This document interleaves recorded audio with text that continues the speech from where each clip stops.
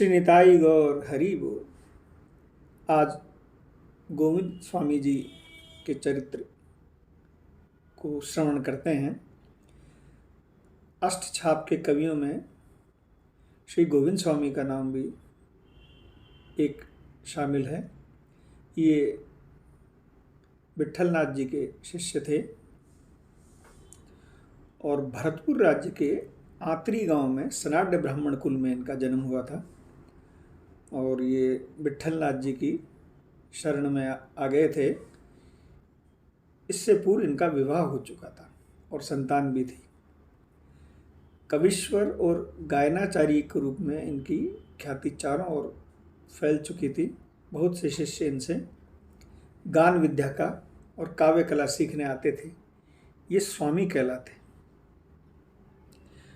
वल्लभ संप्रदाय में दीक्षित होने के पूर्व ही ये महावन चले आए थे।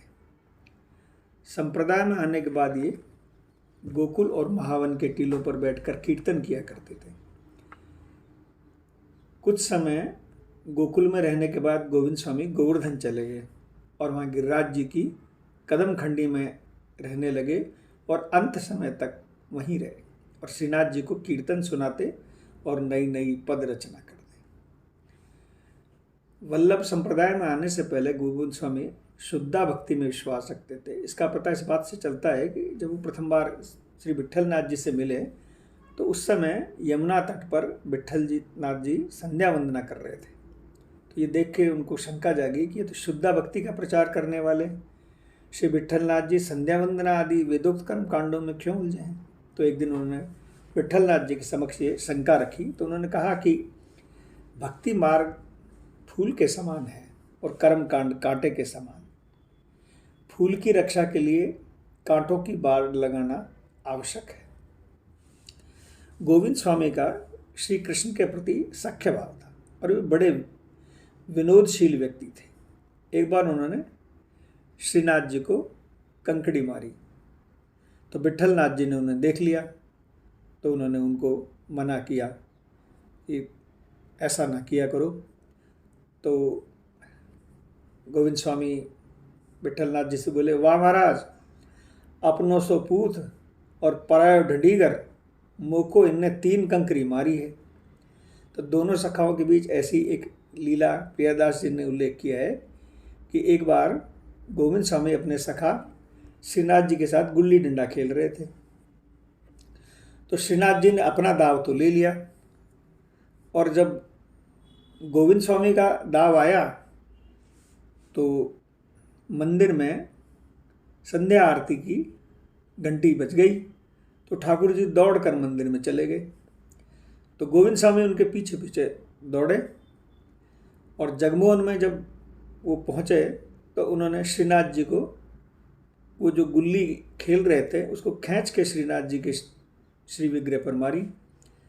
तो मंदिर में बैठे कुछ साधुओं ने इसको अपराध समझा और उनको धक्का देकर बाहर निकाल दिया।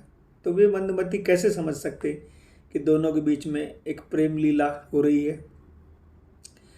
खेलत ही लाल संग गयो उठी दाव लेके, मारी खींच गिल्ली देखी मंदिर में शाम है। मानी अपराध साधु धक्का दे निकार दियो, मति सो आघात कैसे जाने वह बाम है। गोविंद स्वामी को जब धक्का मार के बाहर निकाला तो वे बड़े नाराज हुए और नाराज होकर जो रास्ते में कुंड पड़ता था उस कुंड पर जाकर बैठ गए और कहने लगे, वन में तो इसी रास्ते से जाएगो, तब धक्का मारने का मज़ा चखाऊंगा इसे। अब इधर श्रीनाथ जी को जो है भोग धराया गया तो उन्होंने भोग नहीं आरागा। तो गोसाई जी ने पूछा कि क्या बात है जय जय, भोग क्यों नहीं आरोग रहे। तो उन्होंने ठाकुर जी ने विट्ठलनाथ जी से कहा कि देखो, साधुओं ने बिना सोचे समझे गोविंद को धक्का देकर बाहर निकाल दिया। उसे मेरे को दाव देना था, इसलिए उसने मेरे को गुल्ली मारी। अब वह मेरे वन का रास्ता रोक कर बैठा है और मुझको गालियां दे रहा है। अब मैं वन में कैसे जाऊंगा। जाना तो रास्ता तो वहीं से पड़ता है, और वो वहाँ पे रास्ते में बैठा है और कह रहा है कि इधर से आएगा तब तुझे उसको मज़ा चखाऊंगा, और तुम जब तक उसको मना कर नहीं लाओगे तब तक मैं कुछ भी नहीं खाऊंगा। तो गोस्वामी जी महाराज के नेत्रों में आंसू आ गए और वो दौड़े दौड़े गोविंद स्वामी के पास गए और जाके उन्होंने कहा कि देखो, तुम्हारे सखा भोजन नहीं कर रहे हैं। उन्होंने कहलवाया है कि जब तक तुम नहीं आओगे वे भोजन नहीं करेंगे।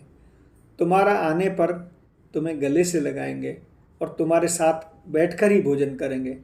बहुत अनुनय विनय करी गोविंद स्वामी को मनाने के लिए, तब जाके वो माने और उनको विट्ठलनाथ जी के साथ मंदिर में आए। तब श्रीनाथ जी ने आगे बढ़कर उनको गले से लगाया और उनके साथ बैठकर भोजन किया।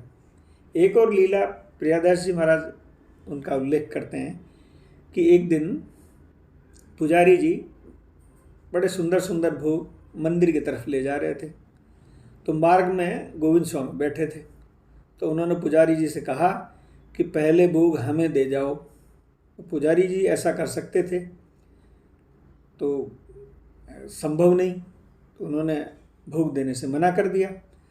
तो गोविंद स्वामी ने आग्रह किया, तब पुजारियों ने गोस्वामी जी से जाकर उसकी शिकायत की। गोस्वामी जी से कहा कि देखो, आजकल गोविंद बड़ा ढीठ हो गया है, हम ठाकुर जी के लिए प्रसाद लेकर जा रहे थे तो रास्ते में बोलता है कि पहले मुझे दे दो। तो गोसाई जी ने सुना और गोसाई जी सुनकर गोविंद स्वामी जी के पास आए। तो उन्होंने पूछा, गोविंद क्या बात है, तुम पहले ठाकुर जी का अमनिया भोग से पहले ही तुम प्रसादी लेना चाहते हो, ठाकुर को भोग तो लग जाए।